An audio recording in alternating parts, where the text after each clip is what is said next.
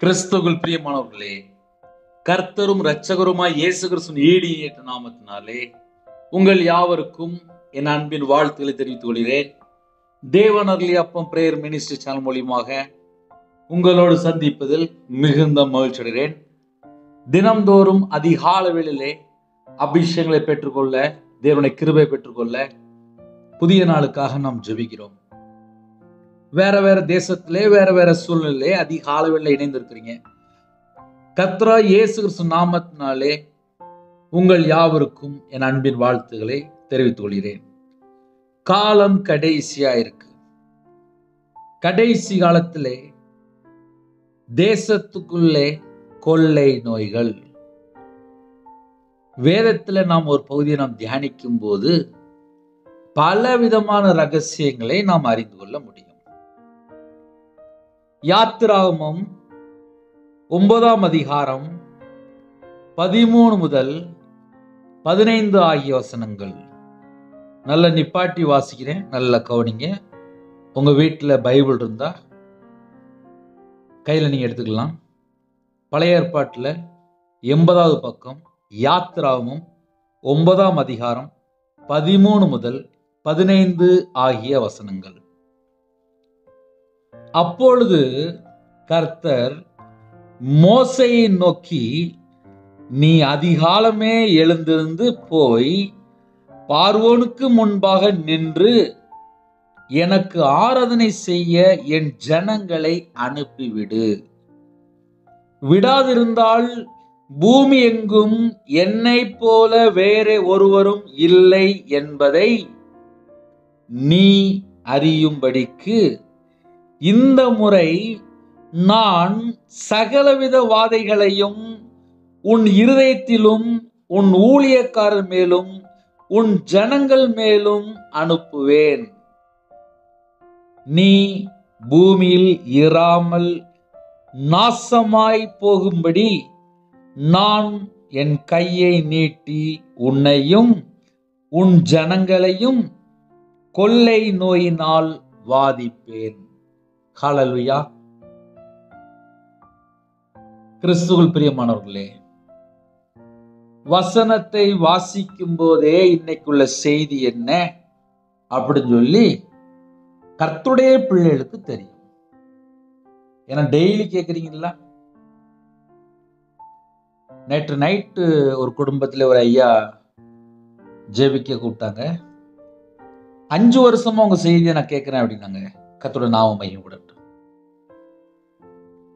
இன்று அதிகால வேளையில செய்தி என்ன அப்படின்னா, கர்த்தருடைய பிள்ளைகள் ஆராதிக்கும் போது பல விதமான நன்மைகள் உண்டு. தேசத்துக்குள்ளே சமாதானம் கிடைக்கும். ஒரு கொரோனா முடிஞ்சு கொஞ்சோண்டு மூச்சு விட்டோம். எங்க வீட்டுல மட்டும் 2 பேர் இறந்து போயிட்டாங்க. எங்க அம்மா கொரோனா நேரத்தில் இறந்து போயிட்டாங்க. பல சூழ்நிலை கண்ணீரோடு வாழ்ந்தேன். ஒரு பக்கம் பார்த்தா ஜெபிக்க வரும்போது என் வீட்டில் 2 பேருக்கு 5 பேருக்கு 10 பேருக்கு அப்படிம்பாங்க. கொரோனா நேரத்தில் கர்த்தருடைய கிருபையினாலே ஆன்லைன் மூலியமா எத்தனையோ குடும்பத்துக்கு ஜெபிக்க கர்த்தர் கிருபை செய்தார். காலம் கடைசியா இருக்கு. கடைசி காலத்திலே தேவனுடைய உக்கிர கோபம் ஏன் வெளிப்படுகிறது? நம்ம நார்மலா யோசித்து பார்ப்போமே. காலவேளையிலே ரொம்ப பொறுமையா செய்தி கேட்பீங்க. நம்ம வாழ்க்கையிலே நம்மளை எதுக்காக தேவன் அழைத்தார்? இந்த ஜனத்தை எனக்கென்று ஏற்படுத்தினேன், இவர்கள் என் துதியை சொல்லிக் கொண்டு வருவார்கள். நம்மளை மீட்டு எடுத்திருக்கிறார். எதுக்காக? அவரை ஆராதிக்க. சின்ன வயசுல இருந்து நம்ம வாழ்க்கையில எத்தனை விதமான பாவங்கள் இருக்கு. ஒரு பக்கம் விக்கிர வழிபாடு, ஒரு பக்கம் அக்கிரமமான காரியம், ஒரு பக்கம் பாவமான காரியம், ஒரு பக்கம் மீறுதல், கர்த்தரை விட்டு தள்ளி போய் துன்மார்க்கமான எத்தனையோ காரியங்கள், பாவ செயல்கள், அநியாயமான காரியங்கள், எல்லாவற்றையும் சிலுவையில சுமந்தார். நம்மளை மீட்டெடுக்கிறார். அவருடைய சொந்த ஜனமா மாற்றுகிறார். வெளிச்சத்தின் பிள்ளையா நம்மளை மாற்றுகிறார். எதுக்காக? அவரை ஆராதனை செய்ய வேண்டும்.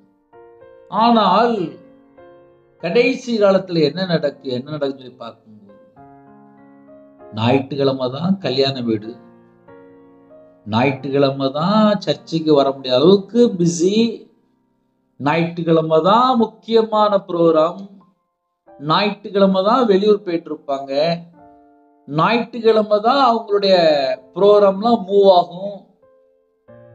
ஞாயிற்றுக்கிழமை சர்ச்சுக்கு போகாம தொழிலுக்கு போயிடுவாங்க, ஞாயிற்றுக்கிழமை சர்ச்சுக்கு போகாம குடும்பமா வெளியில போயிடுவாங்க. எத்தனையோ காரியங்கள் நம்ம சொல்லலாம். இந்த ஜனத்தை எனக்கென்று ஏற்படுத்தினேன், இவர்கள் என் துதியை சொல்லிக் கொண்டு வருவார்கள். நம்ம எல்லாருமே துதிக்கிற பிள்ளைகளு, தேவனை ஆராதிக்கிற பிள்ளைகளு, பரிசுத்தமா ஆராதிக்கணும், ஆவியோடும் உண்மையோடும் ஆராதிக்கணும். காலம் கடைசியா இருக்கு, கர்த்தருடைய வருகையில காணப்படணும். ஆனால் தேசத்துக்குள்ள என்ன நடக்கு? கொள்ளை நோய், கடைசி காலத்திலே பஞ்சங்கள், தேசத்துக்கு தேசம் யுத்தம், இப்படிப்பட்ட சூழ்நிலை நம்ம வாழ்ந்துட்டு இருக்கோம். சரி, தேவனோட உக்கிர கோபம் ஏன் வெளிப்படுது அப்படின்னு சொல்லி பார்க்கும்போது, பார்வோனை பார்த்து சொல்கிறார், எனக்கு ஆராதனை செய்ய என் ஜனங்களை அனுப்பிவிடு. ஆனா பார்வோன் உடனே அனுப்புனாரா? அந்த அதிகாரத்தை வாசித்தா நீங்க கண்டுபிடிக்க முடியும். கையில பைபிள் எடுத்து வாசிக்கணும். ஏன்னா சில குடும்பத்திலே யாத்திராமோ தேடிட்டு இருப்பாங்க, பழைய ஏற்பாட்டில் இருக்கு.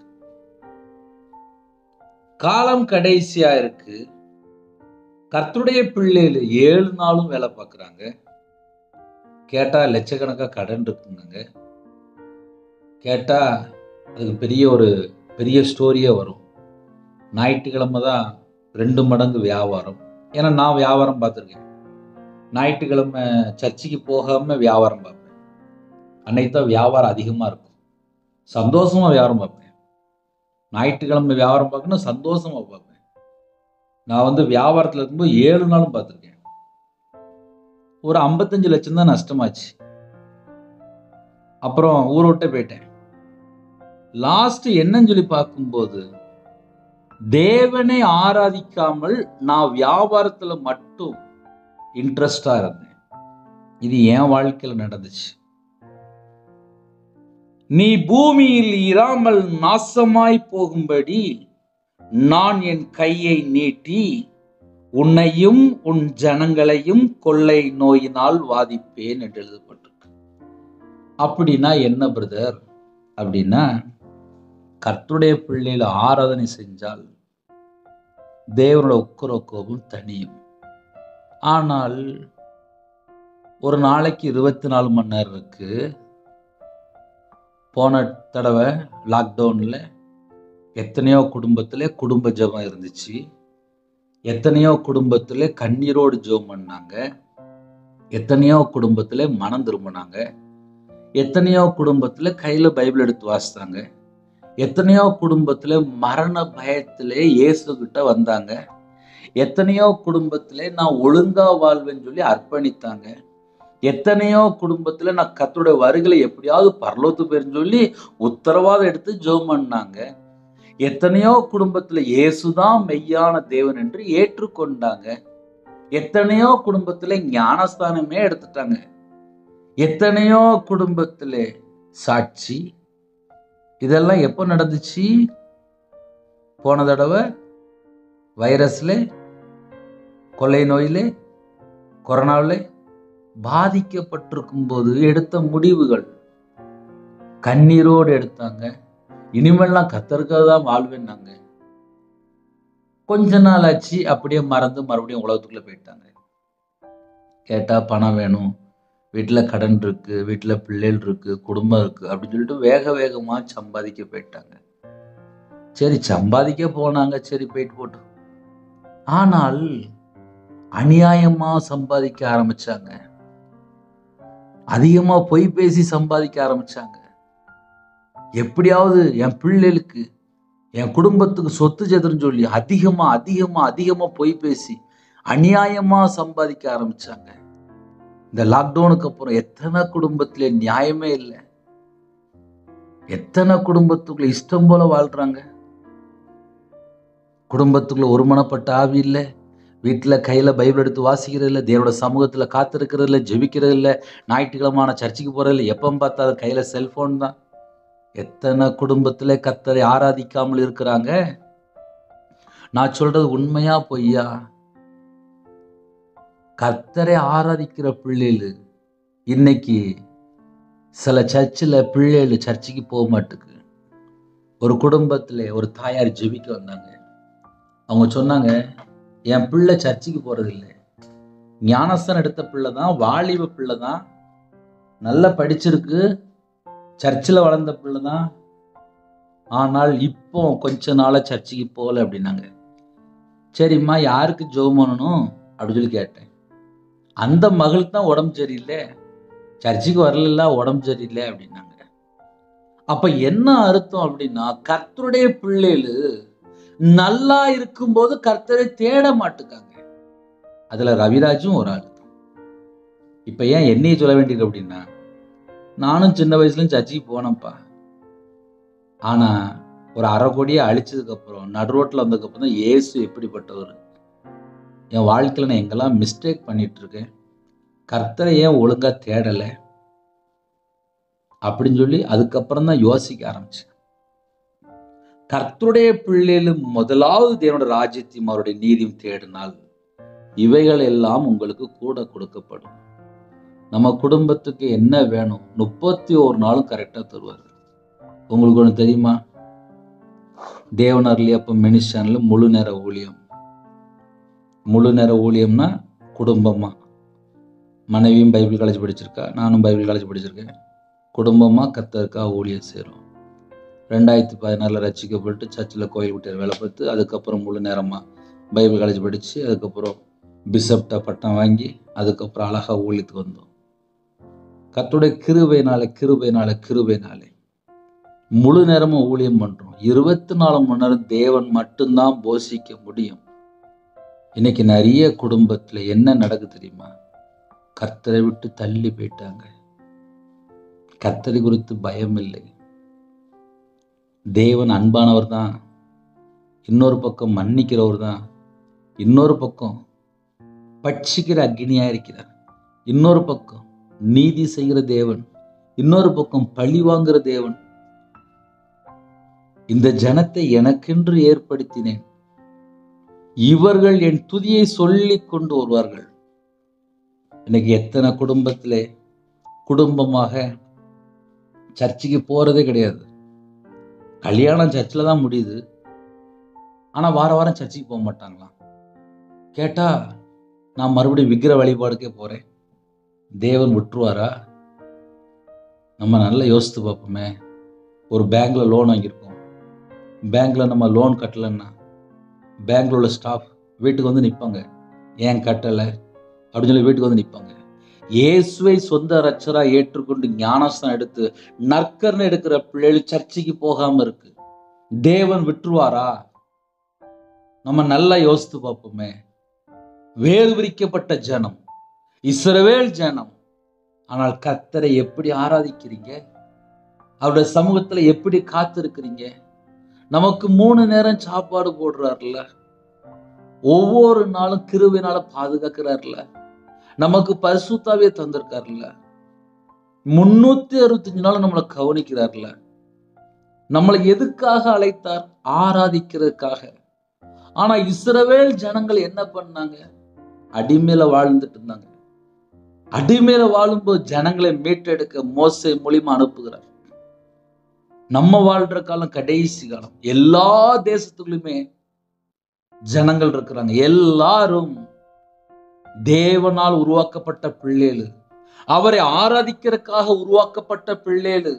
தேவனை ஆவியோடும் உண்மையோடும் ஆராதிக்க வேண்டும். ஆனால் ஜனங்கள் என்ன பண்றாங்க அப்படின்னு சொல்லி பார்க்கும்போது, சிலை வழிபாடு, உலக வழிபாடு, மனுஷனை நம்புறது, எத்தனையோ பாவ அடிமையில வாழ்ந்துட்டு இருக்கிறாங்க.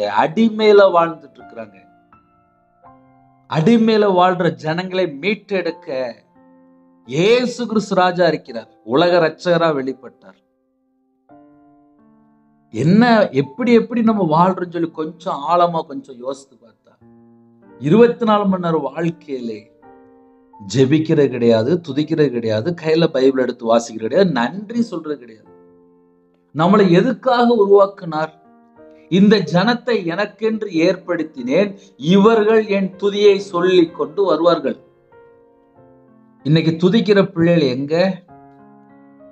கையில பைபிள் எடுத்து வாசிக்கிற பிள்ளைகள் எங்க? ஜெபிக்கிற பிள்ளைகள் எங்க? விழித்திருந்து ஜெபிக்க சொன்னார். ஒவ்வொரு வீட்டுக்குள்ளுமே கடன் பிரச்சனை இருக்கு, வீட்டுல குடும்ப பிரச்சனை இருக்கு, வாழ்க்கையில ஏகப்பட்ட பிரச்சனை இருக்கு. பிரதர், நாங்களே காலையில நிம்மதி இல்லாம கேட்கிறோம் பிரதர். நம்ம இருதயத்துக்குள்ள 1000 காரியம் இருக்கும்பா. என் வாழ்க்கையில வந்தா கூட என்கிட்டயும் ஒரு காரியம் இருக்கும். எல்லாருடைய மனசுலயுமே ஏதாவது ஒரு காரியத்துல ஒரு பிரச்சனை ஏதாவது சொல்லிட்டு இருக்கும். கையில பைபிள் எடுத்து வாசித்தது இல்ல. தேவனுக்கு ஏன் உக்கிர கோபம் வெளிப்படுது அப்படின்னா, ஜனங்கள் எங்க போயிட்டு இருக்காங்க? பாவ அடிமையில வாழ்றாங்க, விக்கிரக வழிபாட்டுல இருக்கிறாங்க, உலக வழிபாட்டுல இருக்கிறாங்க. கடைசி காலத்திலே சோதம் குமரம் பாவம் என்று எழுதப்பட்டிருக்கு. அசுத்தமான பாவத்துல போய் சிக்கி கொள்வாங்க. கடைசி காலத்துல அன்பு தணிந்து போயிரும், அக்கிரமம் மிகுதியாயிரும்.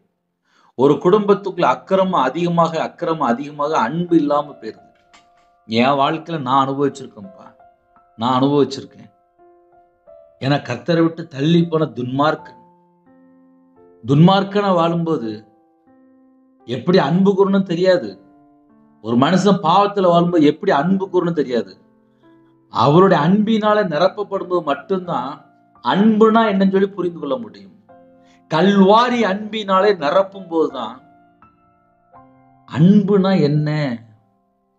இன்னைக்கு நிறைய குடும்பத்துல அன்பே இல்லாம இஷ்டம் போல போறாங்க. கேட்டா டைவர்ஸ் ஆயிருது, பிரிஞ்சு போயிருந்தாங்க, சண்டை போட்டுருந்தாங்க, அம்மா வீட்டுக்கு கிளம்பி போயிருந்தாங்க, அவங்க அந்த பக்கம் கிளம்பி போயிருந்தாங்க. பிள்ளைகளுடைய வாழ்க்கையில என்ன ஆகும்? ஃபியூச்சர் என்ன ஆகும்? கர்த்தர் மோசேயை நோக்கி, நீ அதிகாலமே எழுந்திருந்து போய் கிளம்பி போய் சொல்லு, பார்வோனுக்கு முன்பாக நின்று எனக்கு ஆராதனை செய்ய என் ஜனங்களை அனுப்பிவிடு. அப்ப என்ன சொல்றாரு அப்படின்னா, என் ஜனங்கள் அப்படிங்கிறார். அதுல ஒரு வேர்டு வருது, என் ஜனங்களை அனுப்பிவிடு. என் ஜனங்களை அனுப்பிவிடு. அந்த வேர்டு ரொம்ப முக்கியமான வேர்டு. என் ஜனங்களை அனுப்பிவிடு. ஞாயிற்றுக்கிழமை ஆயிட்டா தேவனை ஆராதித்தால் அந்த ஊரு நல்லா இருக்கும், அந்த குடும்பம் நல்லா இருக்கும், அந்த சந்ததி நல்லா இருக்கும், அவனோட வம்சம் நல்லா இருக்கும், அந்த தேசம் நல்லா இருக்கும். ஆனால் கடைசி காலத்துல என்ன நடக்கும் அப்படின்னா, தேசத்துக்குள்ளே நிறைய குடும்பத்துல கர்த்தரை விட்டு தள்ளி போயிட்டாங்கப்பா. தேவன் துக்கப்படுவார்ல. சில வீட்டுல பிள்ளைகள் ஃபோன் பண்ணி பேசாம இருக்கும், அம்மா அப்பா துக்கப்படுவாங்க. ஒரு குடும்பத்துல ஒரு முதியோர் இல்லத்துல சேர்த்துட்டாங்க. அந்த பாட்டிக்கு 75 வயசு. அந்த பாட்டி சில நேரத்துல ஃபோன் மூலியமா ஜெபிக்க சொல்லுவாங்க. எந்த காரியத்துக்காக ஜெபிக்கணும் பாட்டி சொல்லி கேட்பேன். என் மகா என்னைய கொண்டு முதியோர் இல்லத்துல சேர்த்துட்டா, என் பேரன் என்கிட்ட பேச மாட்டேங்கான், ஃபோன் பண்ணி கொடுத்தாதான் நான் பேச முடியும், என் பேரனை பேச விட மாட்டுக்காங்க, என் மகளும் வந்து பார்க்க மாட்டுக்கா, என் பேரனை பார்க்கணும் எனக்கு ஆசையா இருக்கு, நான் முதியோர் இல்லத்துல ஒரு அனாதை போல நான் வாழ்ந்துட்டு இருக்கேன், ஃபோன் அடிச்சா கூட பேச மாட்டுக்காங்க அப்படின்னு சொல்லி இந்த 75 வயசு பாட்டி முதியோர் இல்லத்துல இருந்து கண்ணீரோடு ஜெபிப்பாங்க, கண்ணீரோடு பேசுவாங்க. அப்புறம் அவங்களுக்காக ஜெபிப்பேன். எத்தனை குடும்பத்திலே முதியோர் இல்லத்துல இருக்கிறாங்க, அன்புக்கு ஒரு ஆறு இல்லப்பா. கடைசி காலத்துல இப்படிதான் போயிட்டு இருக்கு. பணம் நிறைய வீட்டுல இருக்கு, ஆனா அன்புக்கு ஒரு ஆள் இல்லை. சில வீட்டுல எல்லாமே இருக்கு, ஆனா வீடு ஃபுல்லா காலியா இருக்கு. 7-8 ரூம் இருக்கு, ஆனா வீட்டுல பார்த்தா ஆள் இல்லை. பிள்ளைகள் கேட்டா வேற வேற இடத்துல வேற தனித்தனியா வாழ்றாங்க. இதான் கடைசி காலம். என் ஜனங்களை அனுப்பிவிடு. எதுக்கு அனுப்பிவிடு அப்படின்னா, ஆராதனை செய்ய அனுப்பிவிடு. இந்த கடைசி காலத்துல தேவனோட உக்கிர கோபம் ஏன் வெளிப்படும் தெரியுமா? கடைசி காலத்துல தனக்காக சுயம் அவங்களுக்காக மட்டும்தான் வாழ்வாங்க. அவ்வளவு ஒரு கடைசி காலத்துல கடினமான இருதயம், உணர்வே இருக்காது. அவங்களுக்காக மட்டும்தான். ஏன்னா எல்லா பொருள் ரேட்டு கூடிட்டு இருக்கு. ஏன்னா நானும் வீட்டுக்கு போய் ஜாமான் வாங்கத்தானே செய்றேன். சில நேரத்துல போயிட்டு வரும்போது கையில காசு இருக்கு, எல்லாம் அங்க கடைக்கு போயிடும். அவ்வளவு விலைவாசி கூடி இருக்கும். இதான் உலகம். இந்த உலகத்துக்குள்ளதான் நம்ம ஆவியோடும் உண்மையோடும் பரிசுத்தத்தோடும் தேவனை ஆராதிக்கணும். எப்படி பிரதர் ஆராதிக்கணும் அப்படின்னா, நான் கர்த்தரை விட்டு எங்கெல்லாம் தள்ளி போனணும், நான் மனம் திரும்பி என் பாவத்தை மன்னிச்சிருங்கப்பா, என்னை பரிசுத்தப்படுத்துங்கப்பா, உங்க ரத்தத்தினால் என்னை கழுவி பரிசுத்தப்படுத்துங்கப்பா அப்படின்னு சொல்லி அவரோட சமூகத்திலே கண்ணீரோடு நம்ம மனம் திரும்பி பாவ மன்னிப்பை பெற்றுக்கொண்டு பரிசுத்தத்தோடும் ஆவியோடும் உண்மையோடும் ஆராதிக்கும் போது தேவன் சந்தோஷப்படுவார். என் பிள்ளை மனம் திரும்பி என்கிட்ட வந்துட்டா, என் பையன் மனம் திரும்பி என்கிட்ட வந்துட்டான் அப்படின்னு சொல்லி தேவன் சந்தோஷப்படுவார். தேவனோட உக்கிர கோபம் தணியணும் அப்படின்னா கடைசி காலத்திலே தேவனை ஆராதிக்கிற பிள்ளைகள் எழும்பணும். நிறைய குடும்பத்துல இந்த செல்போன் வந்துச்சு. சின்ன பிள்ளைகள் கூட பயமே இல்லை. எப்ப பார்த்தாலும் செல்போன், கண்ணெல்லாம் கெட்டு போயிருது. அப்புறம் நேரா கண்ணாடி கடை தான். எத்தனை குடும்பத்துல கண் அவுட் ஆயிட்டு யோசித்து பாருங்க. நான் சொல்றது உண்மையான்னு சொல்லி, பார்வோனுக்கு முன்பாக நின்று எனக்கு ஆராதனை செய்ய என் ஜனங்களை அனுப்பிவிடு. அப்ப கடைசி காலத்துல கொள்ளை நோய் ஏன் வருது? நம்ம லைட்டா யோசித்து பார்ப்போமே. ஒரு வீட்டுல 4 பேர் இருக்கிறாங்க. 4 பேருமே இயேசுவை தேடுறாங்களா? 4 பேருமே ஆவியோடு உண்மையோடு ஆராதிக்கிறாங்களா? 4 பேருக்குமே கர்த்தரை குறித்து பயம் இருக்கா? வாயை திறந்தா போய், டிசைனா போய், கலரா போய், ஒரு ஆளுக்கு ஒரு பொய், இன்னொரு ஆளுக்கு இன்னொரு பொய், காலையில தூங்கி எந்திரிச்ச ஒரு பொய், ராத்திரியான ஒரு பொய். வாயை திறந்தா ஒன்லி பொய் தான். பொய் பேசும்போது பிசாசு உள்ள வந்துருவான். எனக்கு ஆராதனை செய்ய என் ஜனங்களை அனுப்பிவிடு. அப்ப கர்த்தருடைய பிள்ளைகள் அதிகாலையில் இணைந்திருக்கிறீங்களா? கர்த்தரும் குடும்பத்தை ஆசிரிப்பார், பாதுகாப்பார். இந்த வருஷம் நம்ம யூடியூப் சேனல் நமக்கு வாக்குத்தத்தம் என்ன தெரியுமா? சோதனை காலத்திற்கு தப்பும்படி நானும் உன்னை காப்பேன். சோதனை காலத்திற்கு தப்பும்படி நானும் உன்னை காப்பேன். வெளிப்படுத்தின விசேஷம் 3ஆம் அதிகாரம் 10ஆம் வசனத்தில் எழுதப்பட்டிருக்கு. இந்த வருஷம் நம்மளை பாதுகாக்க வேண்டும் என்றால் நம்ம தேவனை ஆராதிக்கணும், அவருடைய பிள்ளையா இருக்கணும், வெளிச்சத்தின் பிள்ளையா இருக்கணும். சும்மா இஷ்டம் போல அவிசுவாசியோட போய் பழகிக்கிட்டு, விக்கிரத்துல ஜனங்களை போய் பழகிக்கிட்டு, அப்புறம் பேலியாரோட போய் பழகிக்கிட்டு, அநீதியா வாழ்ற ஜனங்களை போய் பழகிக்கிட்டு நம்ம வாழ்க்கையில கரை வந்துடும். அசுத்தத்துக்குள்ள போய் சிக்கிக்கொள்வோம். அப்புறம் நம்ம சிந்தனைக்குள்ள தேவையில்லாத எண்ணங்கள், தேவையில்லாத பாவங்கள், தேவையில்லாத அக்கிரமமான காரியங்கள் நம்ம காதுல நம்ம கண்ணுல பாக்குறது. எத்தனை குடும்பத்துல நாடகம் பார்த்துட்டு இருக்காங்க. நிறைய குடும்பத்துல நாடகம் பார்த்து வீட்டுல கையில பைபிள் எடுத்து வாசிக்கிறது இல்லை, முழங்கால் போட்டு ஜெபிக்கிறது இல்லை. காரணம் என்ன? கர்த்தரை குறித்து பயம் இருந்தா அவங்க வீட்டுல செல்போன் ஆஃப் பண்ணி வச்சிருப்பாங்க, டிவி ஆஃப் பண்ணிட்டு ஒழுங்கா குடும்ப ஜெபம் பண்ணிருப்பாங்களே. ஆனா கொள்ளை நோய் வந்துட்டுனா கொரோனா நேரத்துல என்ன நடந்துச்சு? டெய்லி சாயங்காலம் வீட்டுக்குள்ள குடும்ப ஜெபம் தான். உடனே எங்க வீட்டுக்குள்ள ஐயோ ஐயோ ஐயோ என்னன்னு சொல்லி கேட்டா, சர்ச்சு பூட்டி இருக்கப்பா, சர்ச்சு பூட்டி இருக்கு, நாங்க சர்ச்சுக்கு போய் நாங்க தேவனை தொழுது கொள்வோம், இப்ப சர்ச்சு பூட்டின்னு சொல்லி கண்ணீரோடு ஜெபம் பண்ணாங்க. இப்போ சர்ச்சு திறந்தா இருக்கு. டெய்லி போய் சர்ச்சில் போய் 1 மணி நேரம் 2 மணி நேரம் முழங்கால் போட்டு ஜெபம் பண்ணுங்க. நீங்க இருக்கிற ஏரியால போய் சர்ச்சில் போய் ஜெபம் பண்ணுங்க. தேசத்துக்குள்ள இப்படிலாம் வருது, உத்தரவா எடுத்து ஜெபிங்க. என் ஜனங்களை எனக்கு ஆராதனை செய்ய அனுப்பிவிடு. அப்ப பிரச்சனை எங்க தொடங்குது, எங்க ஆரம்பிக்கு அப்படின்னா, நிறைய குடும்பத்துல வாலிப பிள்ளைகள் கூட 5 மணி நேரம் 6 மணி நேரம் செல்போன் பார்க்க ஆரம்பிச்சுட்டு, அம்மா வார்த்தையும் கேட்கறது இல்லை, அப்பா வார்த்தையும் கேட்கறது இல்லை. அவங்களும் கையில பைபிள் எடுத்து வாசிக்கிறது இல்லை. ஆனா வீட்டுல பைபிள்லாம் இருக்கு. நான் சொல்றது உண்மையா பொய்யா? கர்த்தருடைய பிள்ளைகள் கர்த்தரை ஆவியோடும் உண்மையோடும் ஆராதனை செய்தால் தேவனுடைய இருதயத்துக்குள்ளே நமக்கு இடம் இருக்கு. தேவனுடைய இருதயம் குளிர்ந்துரும். இன்னைக்கு ஏன் தேவனுடைய இருதயம் பாரத்தோடு இருக்கு அப்படின்னா, கர்த்தருடைய பிள்ளைகள் கர்த்தரை விட்டு தள்ளி போயிட்டாங்க. அதனாலதான் தேவன் துக்கப்படுறாரு.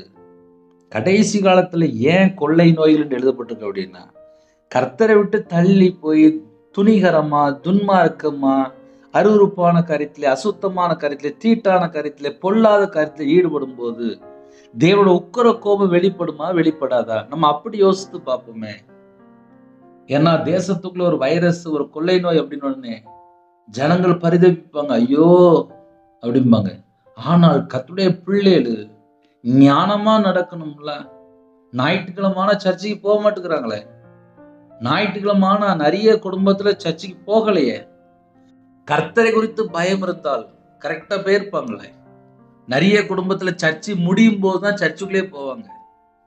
சர்ச்சை ஆரம்பிக்கும் போது சர்ச்சுக்குள்ள போக மாட்டாங்க, சர்ச்சை முடியும் போதுதான் சர்ச்சுக்குள்ள போவாங்க. எத்தனை குடும்பத்துல எத்தனை மிஸ்டேக் இருக்கு. என் ஜனங்களை எனக்கு ஆராதனை செய்ய அனுப்பி விடு. அப்படி கர்த்தருடைய பிள்ளைகள் அழகா சர்ச்சுக்குள்ள போயாச்சு அப்படின்னா கிட்டத்தட்ட 90% பிரச்சனை முடிஞ்சிடும். தேவனுடைய இருதயம் குளிர்ந்துட்டு அப்படின்னா அதுக்கப்புறம் நார்மல் ஆயிரும். கர்த்தருடைய பிள்ளைகள் கர்த்தரை தேடணும். எல்லா தேசத்துக்குள்ளயுமே கர்த்தரை தேடணும். ஆவியோடும் உண்மையோடும் கர்த்தரை தேடணும். கர்த்தரை தேடியாச்சு அப்படின்னா எல்லா பிரச்சனைக்கும் ஒரு முடிவு வந்துடும். ஹல்லேலூயா. விடாதிருந்தால், அதுக்கப்புறம் தான் சொல்றாரு, விடாதிருந்தால். ஒருவேளை சில குடும்பத்துல என்ன செய்வாங்க அப்படின்னா, சர்ச்சைக்கு போக மாட்டாங்க. வேணா வீட்டுல வேணா முழங்கால் போட்டு வேணா ஜெபம் பண்ணிக்க, வீட்டிலே தேடிக்க அப்படிம்பாங்க. சர்ச்சைக்கெல்லாம் அனுப்ப மாட்டாங்க. சில குடும்பத்துல வீட்டுல சில ஞானஸ்தானம் எடுத்து சில குடும்பத்துல ரகசியமா தேவரை தேடிட்டு இருப்பாங்க. நான் சர்ச்சைக்கு போயிட்டு வரேன் அப்படின்னா விட மாட்டாங்க. விடாதிருந்தால் பூமி எங்கும் என்னை போல வேற ஒருவரும் இல்லை என்பதை நீ அறியும்படிக்கு. அப்ப எந்தெந்த குடும்பத்துல எந்தெந்த இடத்துல உபத்திரத்துல பிள்ளைகள் கஷ்டப்படுதோ அந்த இடத்துல தேவனுக்கு கோபம் வரும், உக்கிர கோபம் வரும். விடாதிருந்தால் பூமி எங்கும் என்னை போல வேற ஒருவரும் இல்லை என்பதை நீ அறியும்படிக்கு. இந்த முறை என்று எழுதப்பட்டிருக்கு. அதுல ஒரு முக்கியமான வேர்டு வருது. உங்க வீட்டுல நீங்க கையில பைபிள் எடுத்து நீங்க வாசித்து பார்க்கலாம். யாத்திராகமம் 9ஆம் அதிகாரம் 14ஆம் வசனம். பழைய ஏற்பாட்டுல 80வது பக்கத்துல இருக்கு. இந்த முறை, இந்த முறைனா இந்த தடவை, இந்த முறை நான் சகலவித வாதைகளையும், என்ன சொல்றார் அப்படின்னா, இந்த தடவை நான் சகலவித வாதைகளையும், வாதை அப்படின்னாலே நோய் தான், சகலவித அப்படின்னா எல்லா நோய்களையும், அப்படிதான் எழுதப்பட்டிருக்கு. சகலவித நோய்களையும் உன் இருதயத்திலும் உன் ஊழியக்காரர் மேலும் உன் ஜனங்கள் மேலும் அனுப்புவேன். அப்ப என்ன சொல்றாரு அப்படின்னா, தேவனை ஆராதிக்க விடல அப்படின்னா பூமி எங்கும் உலகம் முழுவதும் என்னை போல வேறு ஒருவரும் இல்லை என்பதை நீ அறியும்படிக்கு இந்த முறை, இந்த தடவை நான் சகலவித வாதைகளையும் உன் இருதயத்திலும் உன் ஊழியக்காரர் மேலும் உன் ஜனங்கள் மேலும் அனுப்புவேன். இப்படிதான் பைபிள் வசனம் எழுதப்பட்டிருக்கு. அப்ப இந்த வசனத்தை நம்ம வாசிக்கும் போது நம்ம எப்படி புரிந்து கொள்ளலாம் அப்படின்னா, முதல்ல இருக்கிற இடத்துல சாஷ்டாங்கமா அவருடைய சமூகத்துல தாழ்த்திடணும், முகங்குப்புற விழுந்துடணும். அப்பா, என் பாவத்தை மன்னிச்சிருங்கப்பா, உங்களை விட்டு நான் தள்ளி போய் வாழ்ந்துட்டு இருக்கிறேன்ப்பா, என்னை மன்னிச்சிருங்கப்பா, என்னை மன்னிச்சிருங்கப்பா, குடும்பமா ஆராதிக்கணும்ப்பா, எங்களுக்கு அந்த கிருபை தாங்கப்பா, எங்களுடைய பாவத்தை எல்லாம் மன்னிச்சிருங்கப்பா அப்படின்னு சொல்லி குடும்பமா இருக்கிற இடத்துல அவருடைய சமூகத்துல தேட ஆரம்பிச்சாச்சுன்னா போதும். வாதை உன் கூடாரத்தை அணுகாது. தேவன் நமக்கு நிறைய வாக்கு தத்தங்களை தந்திருக்காரு. வாதை உன் கூடாரத்தை அணுகாது. ஏன்? தேவனை ஆராதிக்கிற பிள்ளைகளுடைய வீட்டுக்குள்ளே வாதை உன்னை அணுகாது, வாதை உன்னை அணுகாது. அப்ப அதிகாலை வேளை செய்தி என்ன அப்படின்னா, கர்த்தருடைய பிள்ளைகள் கர்த்தரை ஆராதிக்கும் போது வாதை உன் கூடாரத்தை அணுகாது. விடாதிருந்தால் பூமி எங்கும் என்னை போல வேற ஒருவரும் இல்லை என்பதை நீ அறியும்படிக்கு இந்த தடவை நான் சகலவித வாதைகளையும் உன் இருதயத்திலும் உன் ஊழியக்காரர் மேலும் உன் ஜனங்கள் மேலும் அனுப்புவேன். கர்த்தருடைய வார்த்தை நிறைவேறும். எழுதுனா எழுதுனதுதான். வேதம் சத்தியம், நானே வழி, நானே ஜீவன், நானே சத்தியம் என்றார். அவருடைய வார்த்தை நிறைவேறும். நீ பூமியில் இராமல் நாசமாய் போகும்படி நான் என் கையை நீட்டி. அப்ப கடைசி காலத்திலே தேவன உக்கிர கோபம் வெளிப்படும் போது என்ன நடக்கு அப்படின்னா, நாசமாய் போகும்படி என்று எழுதப்பட்டிருக்கு. நான் என் கையை நீட்டி உன்னை உன் ஜனங்களையும் கொள்ளை நோயினால் வாதிப்பேன். கொள்ளை நோய் என்று எழுதப்பட்டிருக்கு. அப்ப கடைசி காலத்துல இந்த கொள்ளை நோய் ஏப்பா வருது அப்படின்னு சொல்லி வேதத்தை எடுத்து வாசித்து பார்த்தா, கர்த்தருடைய பிள்ளைகள் முதல்ல கர்த்தரை ஆராதிக்கணும். நிறைய குடும்பத்துல இஷ்டம் போல அலையிறாங்க. கடமைக்கு சர்ச்சுக்கு போறதே இல்லை. நிறைய குடும்பத்தை நான் சொல்ல முடியும். எங்க சொந்தக்காரன் கூட இருக்கிறாங்க, சர்ச்சுக்கு போக மாட்டாங்க. சர்ச்சுக்கு போங்க அப்படின்னா எங்களுக்கு தான் தெரியும்ல அப்படிம்பாங்க. இப்படியே சொல்லுவாங்க.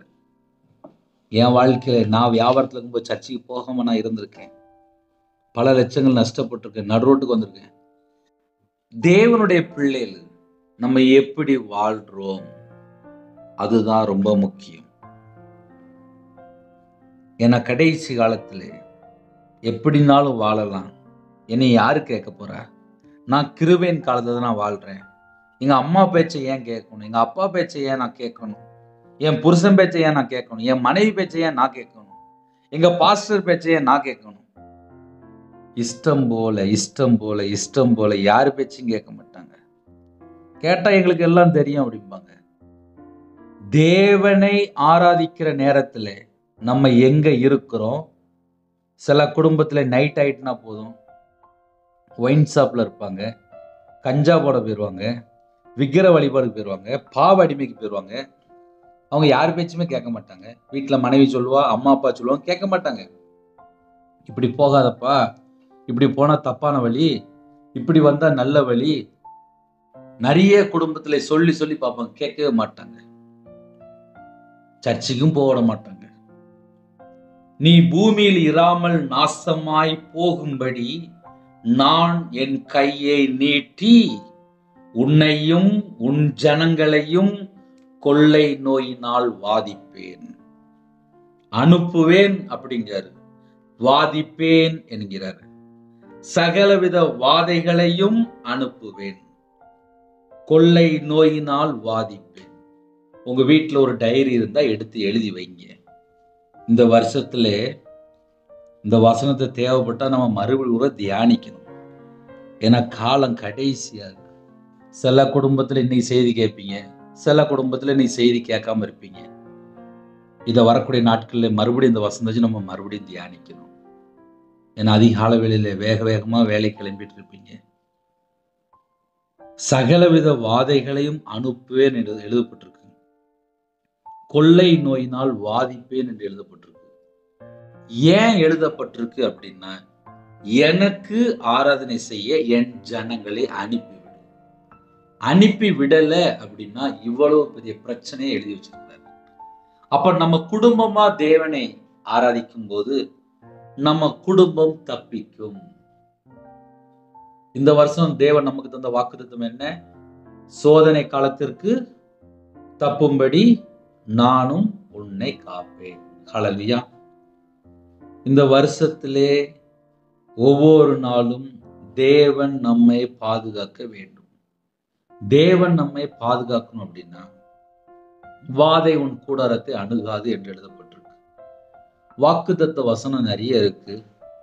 தினம்தோறும் 11 மணிக்கு நைட்டு தூங்கும் முன்பாக, ஒருவேளை தூங்கிட்டீங்க அப்படின்னா காலையில ஒரு வாக்குத்தத்தம் டெய்லி அனுப்புறோம். அதையும் கேட்டு ஜெபம் பண்ணுங்க. உங்களுக்கு முடிஞ்சதுன்னா நைட் நேரத்தில் நாங்கள் 8 மணிக்கு ஜெபிக்கணும், அதையும் தொடர்ந்து கேளுங்க. ஏன்னா சில குடும்பத்தில் இன்னைக்கு தான் இணைந்திருப்பீங்க. உங்க வாழ்க்கை ஆசீர்வாதமா இருக்கும். கர்த்தர் பாதுகாத்துக் கொள்வார். ஆனா நம்ம ஒண்ணு மட்டும் செய்யணும். மனம் திரும்பி பாவ மன்னிப்பை பெற்றுக்கொண்டு பரிசுத்தமா வாழ்ந்து ஆவியோடும் உண்மையோடும் ஆராதிக்கணும்.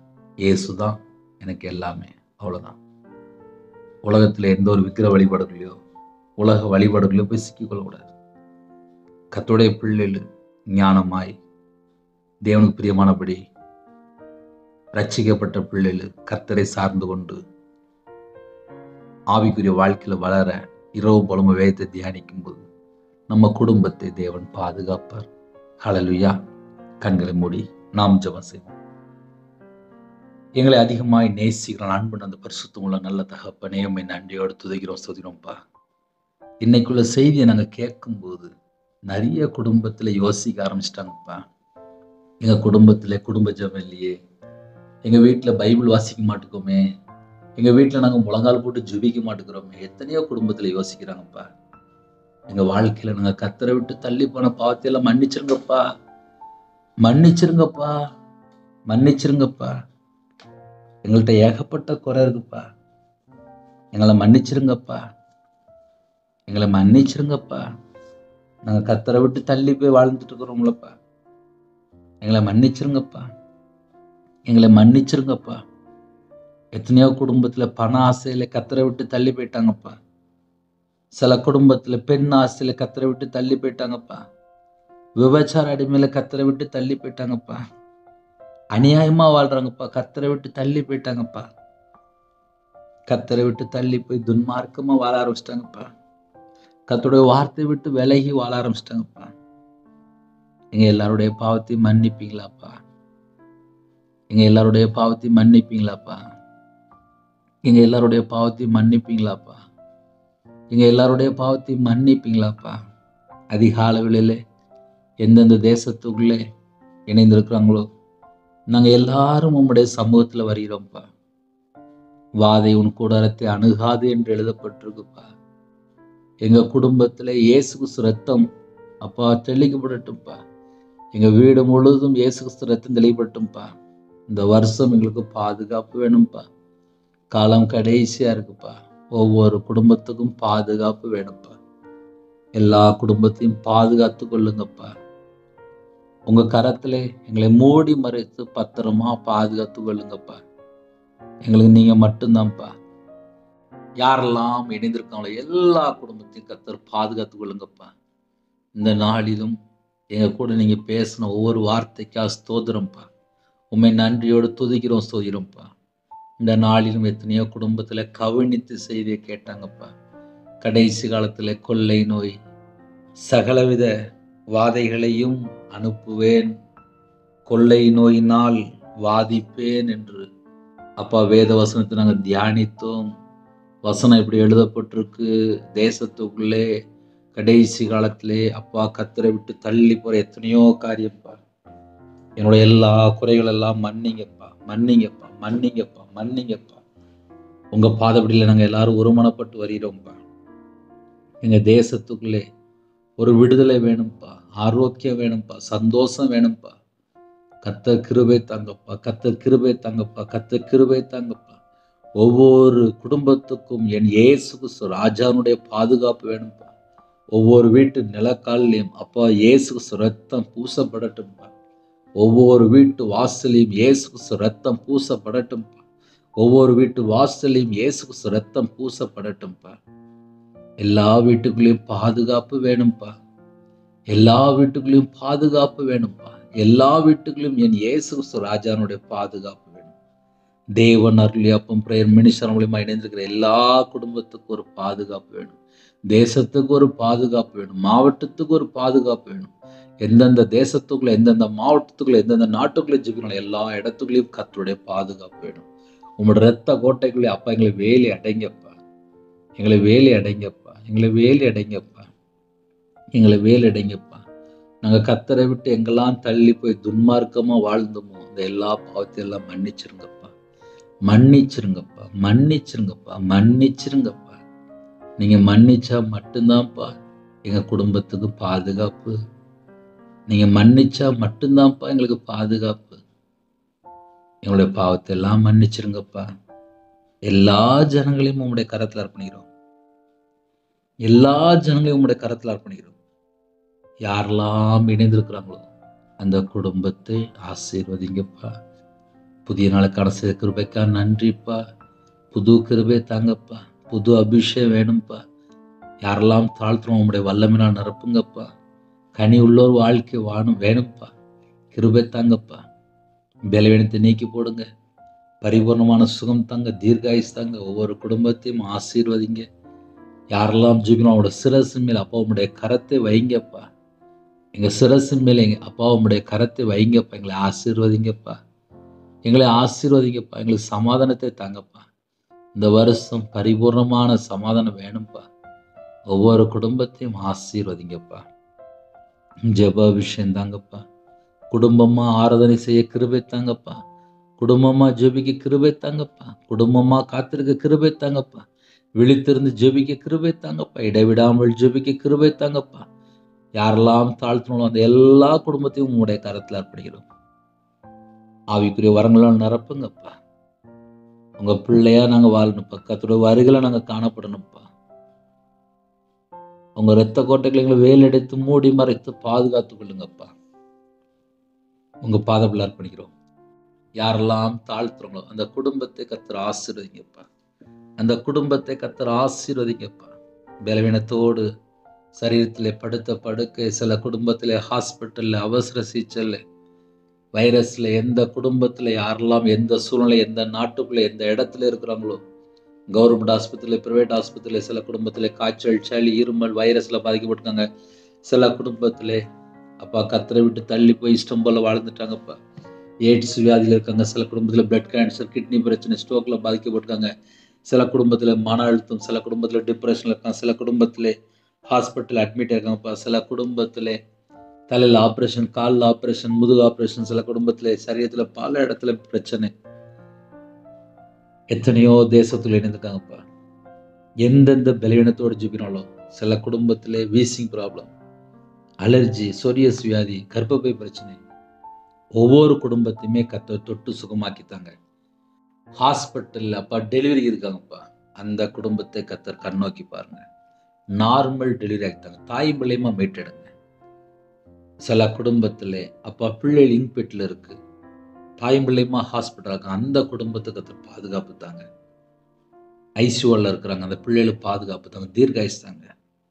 சில குடும்பத்தில் மரண தருவாயில் படுத்த படுக்கல. அந்த குடும்பத்துக்கு தீர்காயுஸ் தாங்க. உங்களுடைய தழும்புள்ள கரத்தெல்லாம் தொட்டு சுகமாக்கித்தாங்க. இந்த நாளிலும் எல்லா தேச ஜனங்களையும் உங்களுடைய இரத்த கோட்டைகளை வேலை அடைத்து மூடி மறைத்து பாதுகாத்துள்ளுங்க. உமக்கு பிரியமானபடி நாங்கள் வாழணும்ப்பா. குறைகள் குற்றங்களை மன்னிச்சிருங்க. காலவேளையிலே வாட்ச்மேன் ஜெபிறாங்க, செக்யூரிட்டி ஜெபிறாங்க, போலீஸ் ஆஃபீஸ் ஜெபிறாங்க, ஆர்மியில் ஜெபிறாங்க, அதிகாரிகள் ஜெபிறாங்க, தலைவர் ஜெபிறாங்க, டாக்டர் ஜெபிறாங்க, நர்ஸ் ஜெபிறாங்க. சில குடும்பத்திலே படிக்கிற பிள்ளைகள் வேலை பார்க்குறாங்க. சில குடும்பத்திலே வேற வேற நாட்டில் இணைந்திருக்காங்க. காலவேளையில் விவசாயத்துக்கு போகிறாங்க, டிரைவிங் லைனில் இருக்காங்க, பஸ்ஸில் போகிறாங்க, காரில் போகிறாங்க, ட்ரெயினில் போகிறாங்க, ஃப்ளைட்டில் போகிறாங்க. காலவேளையில் வியாபாரத்துக்கு போகிறாங்க, கம்பெனிக்கு போகிறாங்க, போட் தொழில் போகிறாங்க.